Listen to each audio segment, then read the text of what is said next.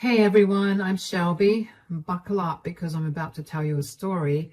And let me warn you, it's not all sunshine and rainbows.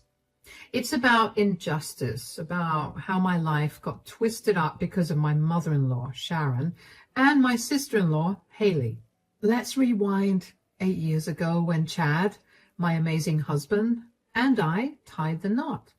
Back then, everything seemed perfect. Chad and I were head over heels for each other. We had dreams of a happy life together, just like in the movies. You see, Sharon wasn't exactly thrilled about her son marrying me. I guess she had different plans for him. And Haley? Well, she was like a puppet, dancing in her mom's tunes, causing chaos wherever she went. She was younger, but oh, so foolish, the queen of bad choices. Haley despised me like it was her job, and 3 days before our wedding, Haley and Sharon barged into Chad's and my apartment. What's going on? You can't just barge in here like this. Look at this, Haley. My own son won't even let me into his apartment. Mom, it's not that simple. Every time you come here, there's tension and insults thrown at Shelby. Why can't you just accept her? She's an amazing woman, educated, from a good family. What's the problem? Chad, you're not seeing the bigger picture. There's something about Shelby that doesn't sit right with us. Shelby is the woman I love, Mom. She's been by my side through everything, including Dad's passing. We've built our lives together. But what about us? You're abandoning your family by choosing Shelby over us. Where's your loyalty? I did not raise you to be this way. Mom, let's not do this. We're getting married in 3 days. I can't just abandon Shelby because you don't approve of her. Sharon, I've done everything I can to prove myself to you. I've tried to be a part of this family and to love you all. All I want is acceptance, love, and a chance to make Chad happy. Shelby, don't play the victim card here. An outsider like you doesn't get to have a say in our family matters. And Chad, here is the final ultimatum for you. Leave Shelby or you are not welcome in this house. No contact. Consider yourself out of the inheritance as well. It's your decision. Mom, this is ridiculous. You're asking me to choose between my family and the woman I love? The decision is yours, Chad. Choose wisely. Well, it wasn't like Chad made his decision willingly. He was forced into it, pressured by his mother and sister. For the next 3 days leading up to our wedding, Chad tried everything to convince Sharon and Haley to come to accept me and be a part of our joyous celebration. But they refused, stubbornly holding on to their hatred for me. Even though our wedding day was filled with laughter and joy, I could sense the sadness in Chad's eyes. He was losing his family, and I couldn't help but feel responsible despite his reassurances that this was what he wanted. All our guests noticed the absence of Chad's family, wondering where they were. It was a hard pill to swallow. After our honeymoon, we continued to reach out to Sharon and Haley, hoping for some reconciliation, but there was no response, just silence. And then Chad finally said it was time to let go and accept that his family might never come around. Chad, I need to talk to you about something. I feel like everything that's happened is my fault. Haley and Sharon, they're your family. I get it, Shelby, and I'm sorry you feel that way, but it's not your fault. My mom and Haley have always tried to control my life. They never liked any of my girlfriends. They just can't accept that I'm grown up now and ready to start my own family. They've always had this habit of playing toxic games even when Dad was around. Mom was in charge and Haley was her puppet.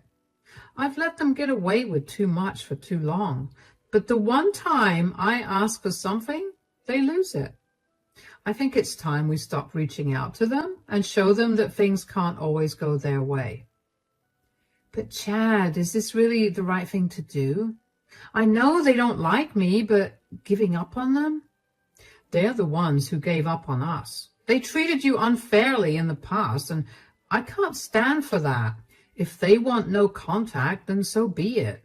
I'm happy with you, and this is a fresh start for us. After a year of no contact with Sharon and Haley, life with Chad had settled into a comfortable routine. Our jobs, friends, and my family kept us busy and content.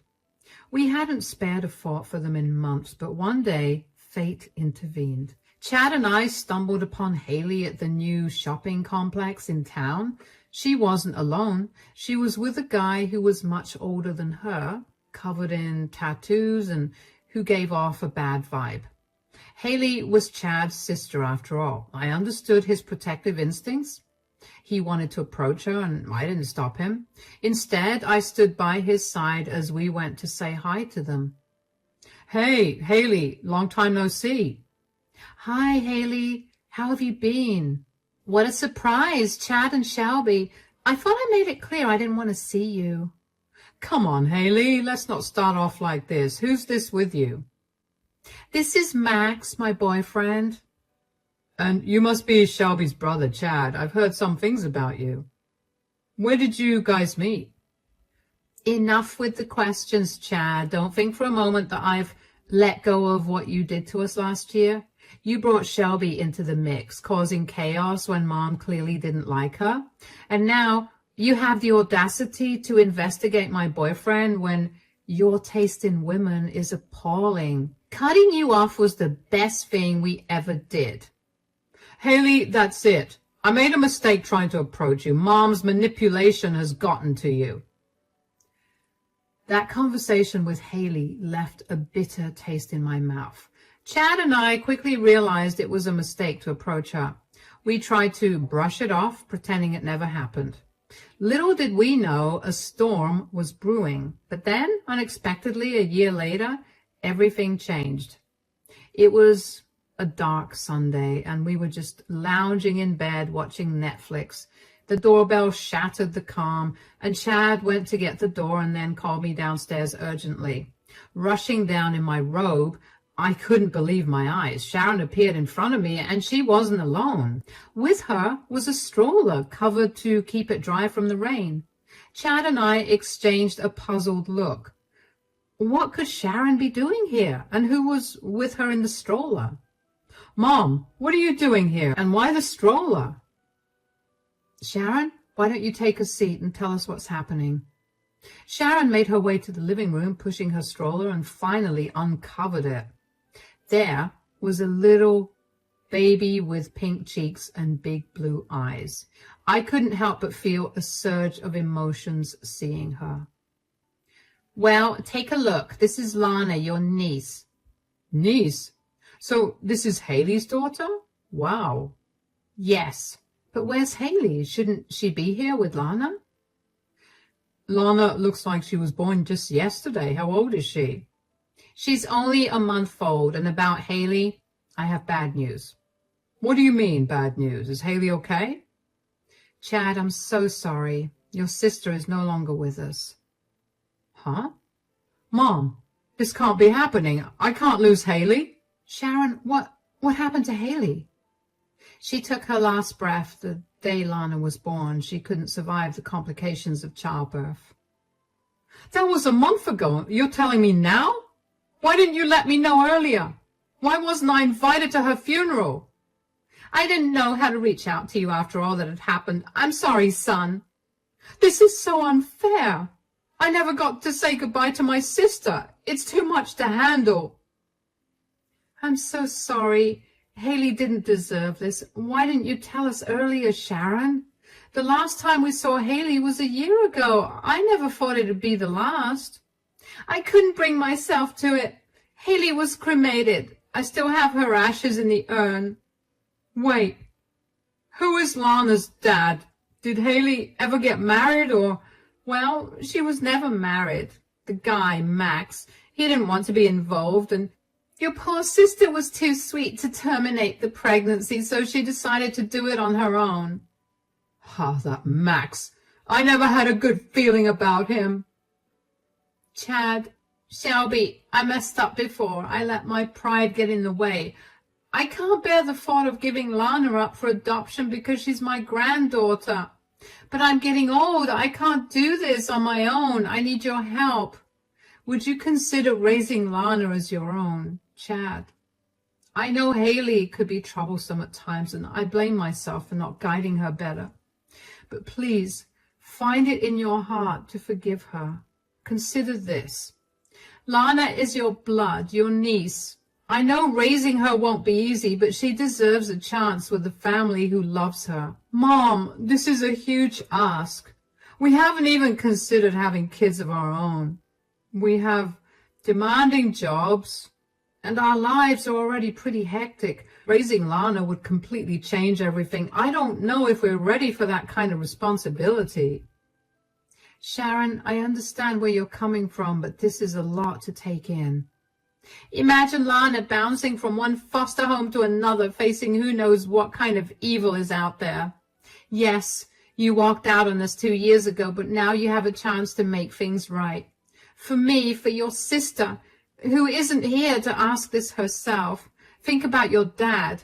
He would have wanted this too. He always believed in family, in sticking together through thick and thin. There's no other option for Lana. It's either you two or no one. Mom, maybe it's best if Lana stays with you for a bit. We need some time to process everything, especially given our past issues. It was a lot to wrap my head around. The sudden loss of Haley, leaving baby Lana behind, and Sharon, who had always been a source of tension in my life, now reaching out for help. Chad and I found ourselves immersed in endless discussions. Sharon's calls only added to the intensity, urging us to make a choice. Taking in Lana would mean a complete upheaval of our lives. I'd have to put my career on hold, uncertain for how long to care for her as a mother would. It meant rearranging our plans, adjusting to the needs of a baby, and embracing a new reality. But then there was the alternative, placing Lana in the hands of strangers through adoption, and the thought sent shivers down my spine. Sharon's words lingered in my mind that there were dangers out there, dangers I couldn't bear to imagine Lana facing alone. We finally made a decision. We were going to take in Lana. When we called Sharon with our choice, her relief was noticeable. She asked us to collect Lana from her place, and so we did. As we arrived at Sharon's house, everything was packed, ready for Lana's new journey with us. There was the urn containing Haley's ashes resting on the tabletop. Well, Haley would have been glad to see this, Chad. You're doing a good job as an older brother. I'm trying my best. How about you two come over later this weekend? We can spread Haley's ashes together. I think it will bring us some closure. I agree, Sharon. It would be a meaningful way to honor Haley's memory. Wonderful. I'll make the arrangements. We can gather at the park where Haley used to love spending time. Thank you for giving me a second chance. I appreciate it more than words can say. Take good care of Lana. I'll be making visits to see her, of course. Becoming Lana's mom changed my life in so many ways. The biggest change was quitting my job. I did it because Lana needed me, and I wanted to be there for her all the time. It meant adjusting to a new routine of taking care of her, feeding her, changing her diapers, and staying up at night when she cried. It was tough, but seeing Lana smile made it all worth it. Chad and I had to stop going out with friends and focus on being a family. We had to be careful with money because we only had one income now. But Lana was worth every sacrifice. Sharon didn't visit much, but when she did, she brought Lana gifts. It seemed like she had changed. She appeared calmer, yet her eyes hinted at some hidden pain, perhaps from losing Haley. We celebrated Lana's big moments, from her first birthday to her first words, and even though Lana calling us Mom and Dad felt a bit odd at first, it didn't take long for us to feel like a real family. I remember when Lana started kindergarten, she was so excited, but when it was time to leave, she got a little nervous. We hugged her tight and promised we'd be there to pick her up. And when her teacher called us because Lana was crying because she missed her pet hamster, we couldn't help but smile. We spent weekends at the park, pushing Lana on the swings and watching her giggle with delight. And on rainy days, we'd build forts in the living room and pretend we were on an adventure together. My parents adored Lana as if she were their own granddaughter. She brought joy and laughter to their home, too. Time flew by, and before I knew it, Lana had become the center of our world. I had even forgotten what life was like before her. We were a happy family, and everything was the same until about 5 months ago. Lana had just started first grade, and that's when things took a turn. I had noticed some signs, so I decided to take a pregnancy test, and sure enough, it came back positive. Hey, guys, I have some big news to share with you both. What's up, Shelby? You seem pretty excited.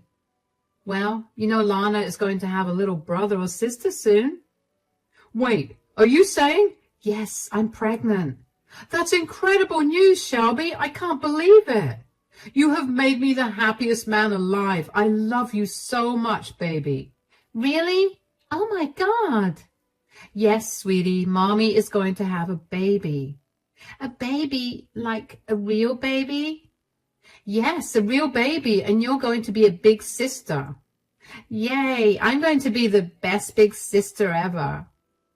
So we had a second baby on the way, and every time Chad and I talked about kids, we both knew we did not want more than 2. My upcoming baby felt like the final piece of the puzzle completing our little clan. But little did we know that trouble in paradise was looming on the horizon. One day, Lana got back from school, and as I was serving her lunch, she told me something unusual. Mom, today after school, a lady I didn't know wanted to take me out for ice cream, but I remembered what you always told me about strangers, so I said no. I told her about stranger danger, just like you taught me. Lana, sweetheart, you did absolutely the right thing, but can you tell me more about the lady? Did she look like someone you had seen before? No, Mom. I told Chad about it, but he brushed it off, saying I shouldn't worry. He thought it was just some random woman. We planned to address it with the school on Monday since it was the weekend, but life had different plans. We were enjoying our weekend. Chad and Lana were in the backyard watering the plants, and I was baking some chocolate chip cookies, but then I heard a knock. And before Chad or I could reach the door, Lana ran and started shouting, Mom, it's the ice cream woman. When Lana mentioned the woman, I hurried to the door with Chad. Our faces drained of color when we saw who it was. Haley, alive! But that could not be right. We mourned her and scattered her ashes 6 years ago. It did not make sense. We stood there shocked, trying to process the impossible sight before us. Lana, sweetheart, please go to your room for a moment. Hold on a minute. Nobody's going anywhere. I'm here to take Lana with me. Mom, what's happening? I don't want to go. Lana, it is okay. Everything will be fine. Just go to your room. Lana stepped back and headed upstairs. Huh, Mom? Shelby, you are not Lana's mother, are you? Then what is this? Haley? We thought you were gone. We even scattered your ashes with Mom. How can this be possible? Mom is behind it. Look, I did not know what you've been told, but I'm here now. I came back to make things right, and Lana belongs with me. What do you mean, make things right? Exactly what it sounds like. You can't just come here and disrupt our lives. You need to leave. I just got back in town yesterday. I am not going anywhere, and just so you know, I have to sort something out with Max. But I'll be back. Get ready for it. As soon as she left, Chad and I looked at each other completely shocked. We had no idea what was going on. Haley had suddenly appeared out of nowhere, and we were left wondering whose ashes we scattered 6 years ago. It was all too confusing. The only person who could explain was Sharon. Without wasting a moment, we called Lana's babysitter who lived nearby. She arrived quickly, and we hurried to Sharon's place. Chad and I were furious and bewildered, and after a long drive, we finally reached Sharon's house. We didn't even bother knocking. Chad just barged in. Sharon was sitting in the living room watching TV like nothing was wrong. Mom, we need to know what really happened. All these lies are too much to handle. Our family's at risk because of you. You better start talking. Chad, Shelby, what are you doing here? What's going on? Oh, Sharon, don't act clueless. What kind of mother lies about her own daughter's death? Whose ashes did we spread at the park that day? Oh, no. Did you hear from Haley? Yes. She showed up at our house. Lana was right there. She saw her and heard everything. You told us Haley was dead. But there she was, alive just an hour ago. I'm sorry. It's complicated, but I did what I thought was right. Those ashes we scattered, they were fake. Just some ashes I found to make it look convincing. Mom, why would you do that? You are sick. Please, Sharon, no more games. We just want the truth. All right, I'll spill it all. Years ago, Haley came home knocked up by Max, who was a married man with kids. I didn't even know she was seeing him. Haley thought Max would come around about the baby, but I knew better. Oh my God, she got mixed up with a married guy? Yeah, and she was dead set on him coming to his senses. I told her to get rid of the baby, but she would not budge. Haley and her awful choices. She thought that if Max laid eyes on their baby, he would have a change of heart, but it did not go down like that. The day after Lana was born, Haley showed up at Max's place with Lana in tow, but he shut the door on them and told her to never come back. This whole situation crushed Haley. It made her give up on everything. She could not bear to look at Lana's face anymore, and she began to resent her own daughter. And I did not know what to do. Haley disappeared, leaving behind a note saying that she would never return. I kept trying to reach her, but after a week, she finally called me from an unknown number and demanded that I never contact her again. Apparently, she had started a new life wherever she was, and she wanted to cut ties completely and start fresh. Why did you keep this from us? You should have told us the truth, Sharon. Keeping something like this from us only made things worse.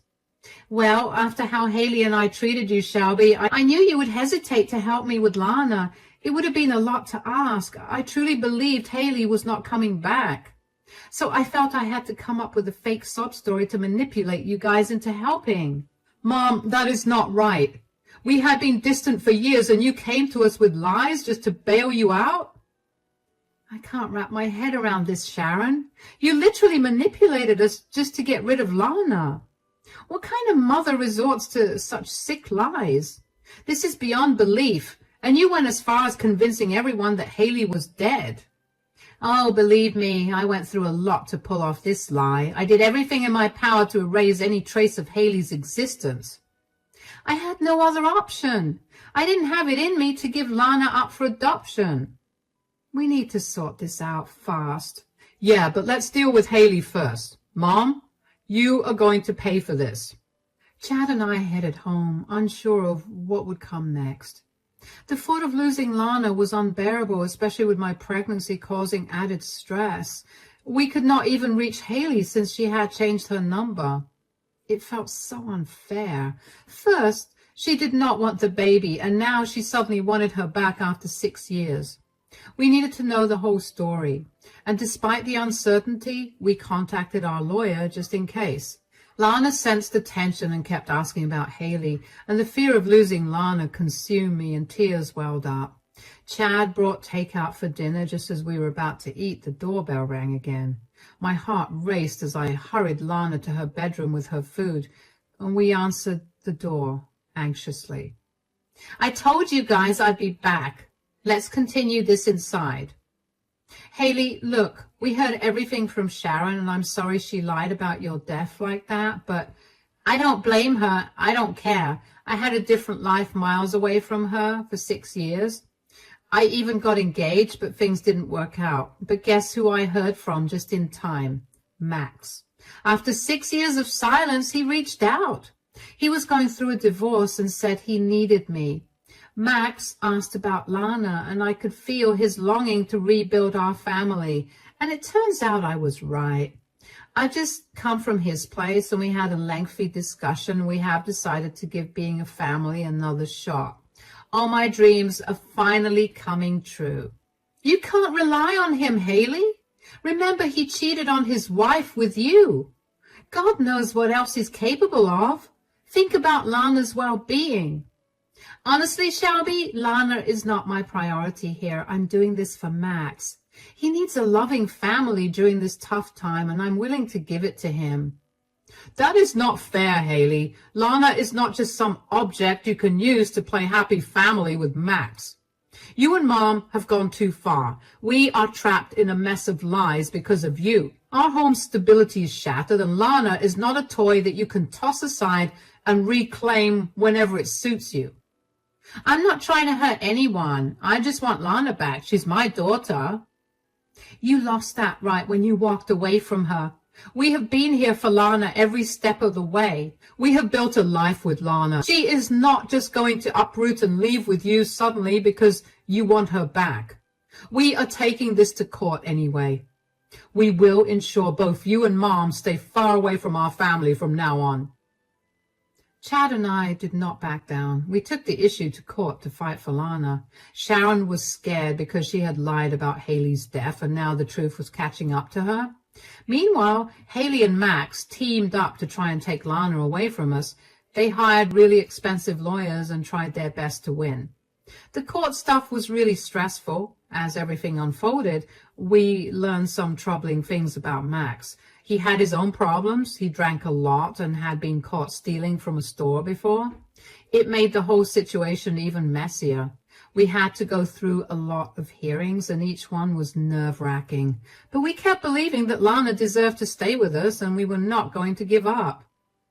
Finally, after all the stress and worry, the judge made a decision. Lana was going to stay with us. Chad and I were over the moon. We hugged each other with tears in our eyes, feeling so grateful and relieved. But it was not all good news. Sharon got in trouble for lying. She was sentenced to 6 months in prison and had to pay a big fine for faking some documents to support Haley's fake death. I remember after the court ruling, Chad and I were getting in the car to celebrate when Max came up to us. How dare you rip Lana away from me? She's my flesh and blood, my daughter. You think you can just waltz in and play daddy and mommy to her like nothing? This is not the end. Max was really mad about the decision, but we tried to ignore him. Then about a week later, Haley came to our door crying her eyes out, while Chad was away at work and Lana was at school. Haley, what brings you here? You know the decision has been made. Being upset will not change anything. I'm here because of you. You have ruined everything for me. What do you mean by that? Max told me that after his divorce, all he wanted was his daughter back. I tried my best to give him that, to make things work, but you had to sabotage my plans, and he's done with me now. He said he's had enough and that he wants me gone forever. I don't know what to do. I'll be all alone. He is just so selfish. First, he loses one family, and then suddenly he wants you and Lana back. It's all about him, isn't it? You, Sharon, and Max, all of you are cut from the same cloth, and now you are facing the consequences of your actions. Please, Shelby, I don't know where else to go. I'll be left with nothing. I'm sorry, Haley, but Chad and I have moved on from your problems. We can't keep helping you. It's time for you to face reality and move on, too. Maybe it's best for you to start over somewhere else. If you don't leave now, I'll have to call the police. This is your last chance. For those of you who stay till the end of this story, thanks for sticking around.